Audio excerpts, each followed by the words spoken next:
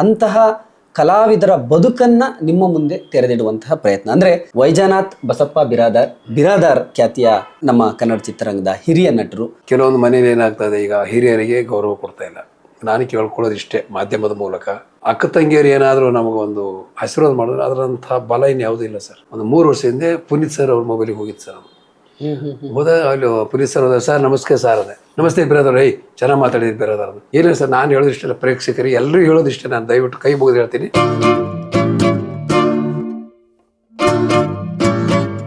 ಸ್ನೇಹಿತರೆ ನಮಸ್ಕಾರ, ನಾನು ಅಶೋಕ್ ದಾವಣಗೆರೆ. ನೀವು ಡೈಲಿ ಮಾಧ್ಯಮವನ್ನು ಪ್ರತಿದಿನ ನೋಡ್ತಾ ಇದ್ದೀರಿ, ತುಂಬ ಅದ್ಭುತವಾದಂತಹ ಸಪೋರ್ಟ್ ಕೊಡ್ತಾ ಇದ್ದೀರಿ.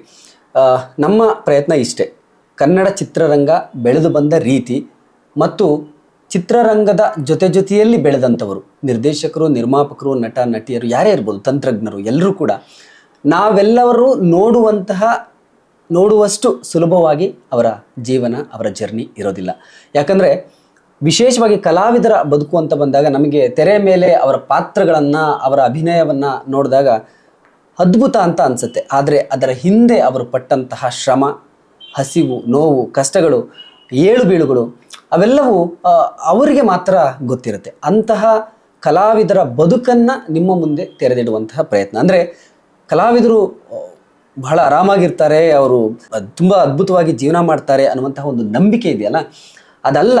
ಅವರ ಜೀವನ, ಸಿನಿಮಾ ಜರ್ನಿ ಬಹಳ ಕಷ್ಟದಿಂದ ನಡೆದು ಬಂದಿರುತ್ತೆ ಅನ್ನುವಂಥದ್ದನ್ನು ನಿಮಗೆ ಪರಿಚಯ ಮಾಡುವಂತಹ ಪ್ರಯತ್ನ ಅಷ್ಟೇ ನಮ್ಮದು.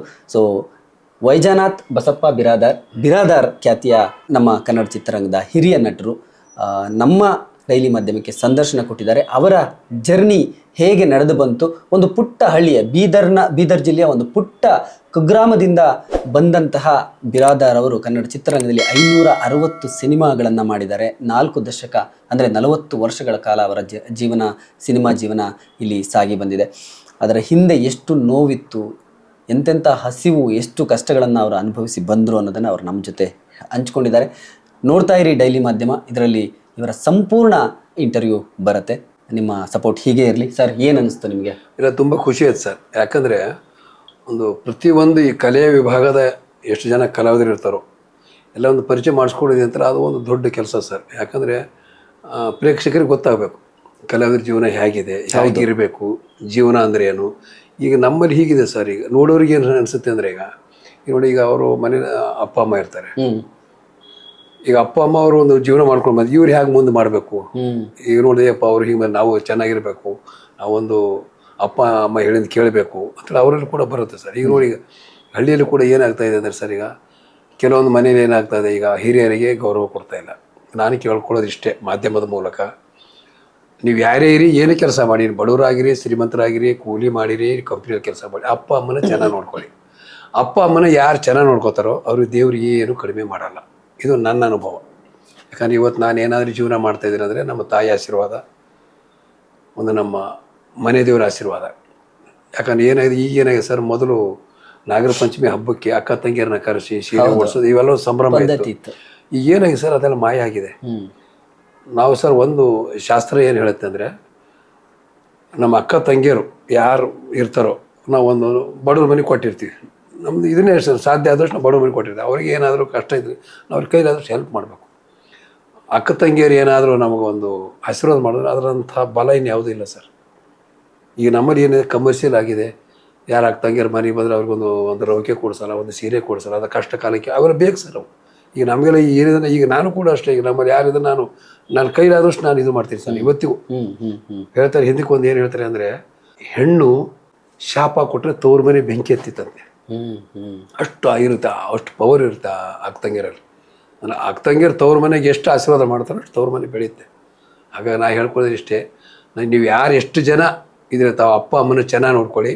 ಯಾಕೆಂದ್ರೆ ಹೇಳ್ತೇನೆ ಸರ್, ಒಂದು ಸಾರಿ ನಾನು ಅಪ್ಪ ಅಮ್ಮನ ಬಗ್ಗೆ ಮಾತಾಡಿದ್ದೆ. ನಾನು ಯಾವುದೊಂದು ವೇದಿಕೆ ಸುಮ್ಮನೆ ಹೇಳಿ ಸರ್, ಒಂದು ತಾಯಿ ತಂದೆಗಳ ಬಗ್ಗೆ ಹೇಳಿದಾಗ ಅದು ಒಂದು 3 ವರ್ಷ ಹಿಂದೆ ಪುನೀತ್ ಸರ್ ಅವ್ರ ಮೊಬೈಲಿಗೆ ಹೋಗಿತ್ತು ಸರ್.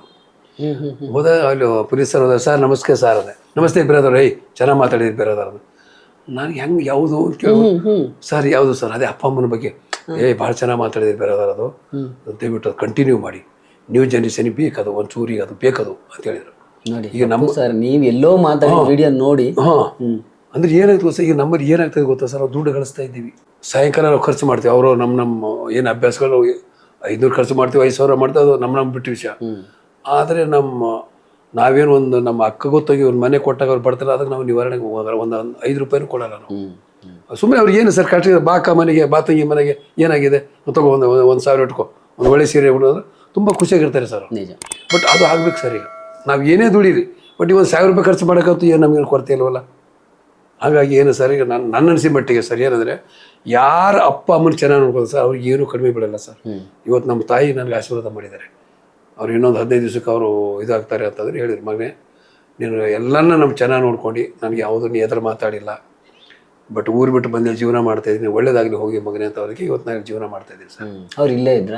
ಇಲ್ಲೇ ಇದ್ರು ಸರ್ ಜೊತೆಯಲ್ಲಿ. ಸರ್ ಒಂದು ಶಾಸ್ತ್ರ ಇನ್ನೊಂದು ಏನು ಹೇಳ್ತಿದ್ರೆ, ದೇವ್ರು ಏನು ಹೇಳಿದಾನಂದರೆ, ನೀ ನನ್ನ ತನಕ ಬರೋ ಅವಶ್ಯಕತೆ ಇಲ್ಲ, ನೀ ಅಪ್ಪ ಅಮ್ಮನ ಚೆನ್ನಾಗಿ ನೋಡ್ಕೊಂಡು ಅಲ್ಲೇ ಇದ್ದೀನಿ.